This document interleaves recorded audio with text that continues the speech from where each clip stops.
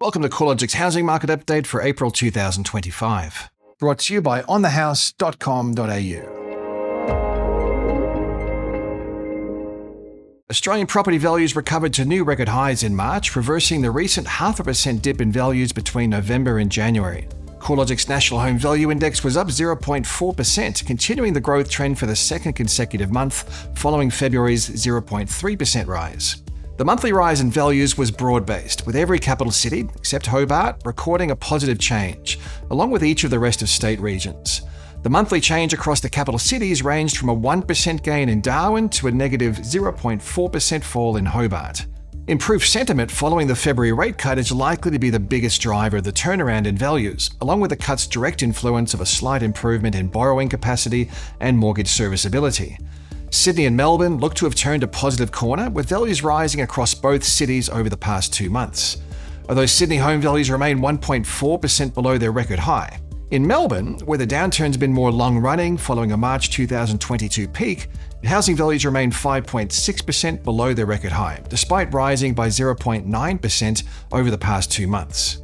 Housing values are still increasing across the mid-sized capitals, however, the pace of gains has slowed noticeably, especially in Perth, where the downward revisions over recent months have seen housing values remain virtually unchanged since October last year. Perth home values have led the 5-year upswing amongst the capitals, rising by 75.4% since March of 2020. The change in housing values across the different price points, or value tiers, has started to even out, following a clear outperformance from the lower quartile of the market since mid-2023. The rate of change across the value segments is now converging. This was most apparent in Sydney, where upper quartile values have increased by 0.6% over the past 3 months, compared with a 0.3% rise across the lower quartile.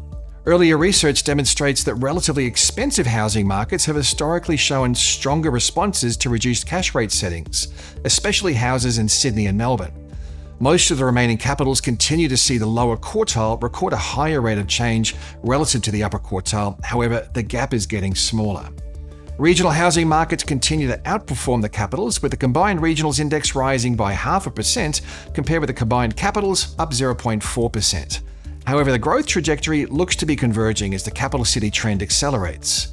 Rental values are also at a record high, with the national rental index up a further 0.6% in March, in line with the last month's increase but well below the 1% increase seen this time last year. Dwelling rents rose across every capital city in March, but the annual growth trend is clearly slowing. It's dropped back from a peak of 9.7% over the 12 months ending November 2021 to 3.8% over the past year, marking the slowest annual change in rents since March of 2021. Brisbane home values are up 0.4% in March, the 26th straight month of growth.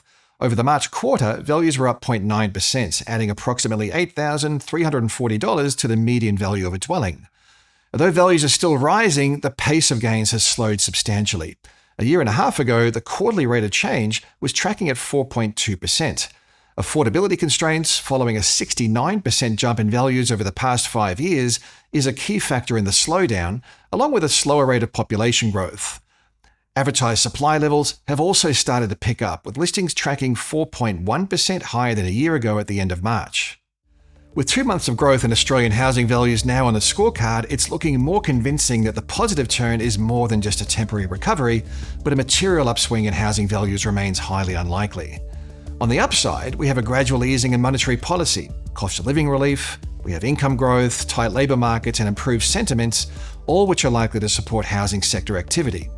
On the flip side, a variety of headwinds are likely to at least partially offset the tailwinds, keeping value growth contained. The rate-cutting cycle is likely to be a drawn-out one. Housing remains unaffordable, population growth is reduced to more normal levels, and housing credit policies remain risk-averse. Factoring in a reasonably bullish 75 basis point cut to the cash rate for the remainder of the year, which would take the cash rate to 3.35%, implies that interest rates will remain above the RBA's estimate of the neutral cash rate throughout 2025. Until home loan serviceability improves more substantially, it's hard to see housing markets moving into a material growth trend. Further cost of living relief announced in the federal budget should also help to support household balance sheets, although the variables may change following the May 3rd federal election. Alongside real growth in household disposable incomes, which the RBA forecasts at 2.5% over the 2025 calendar year, prospective borrowers may find it easier to save for a deposit. In fact, we're already seeing a consistent pickup in the household saving ratio, albeit from exceptionally low levels.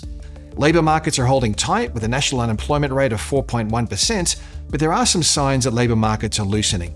The February labour force update was relatively soft, showing the largest month-on-month fall in jobs since December 2023, taking the trend in annual jobs growth back to 1.9%, which is the lowest annual change since October of 2021.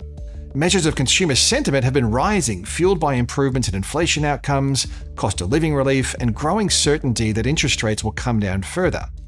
Consumer sentiment and housing activity have historically shown a really strong relationship, so the improvement in sentiment should help to support sales turnover. Another downside factor for demand is that housing affordability remains stretched, with the national dwelling value to household income ratio on par with record highs at 8.0 at the end of last year.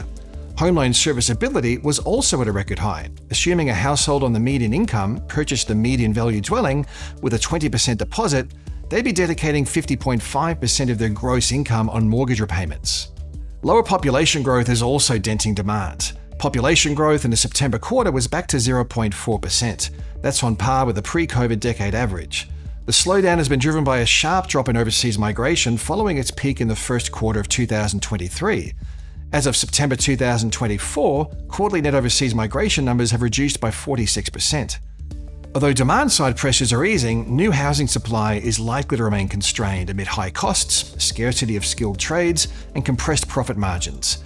Even though population growth is easing, the cumulative undersupply of housing will take some time to address. Housing construction costs are still rising from an already high base, creating ongoing feasibility challenges for builders and developers, and the competition for trades with the infrastructure sector is likely to persist for several years at least. Low supply is another factor that could support further growth in values.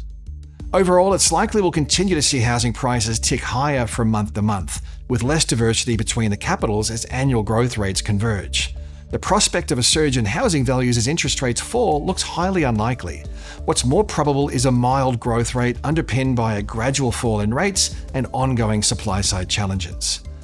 As always, there's been a lot to cover in this update. If you'd like to dig a little deeper into these trends, check out the research and news pages of the CoreLogic website.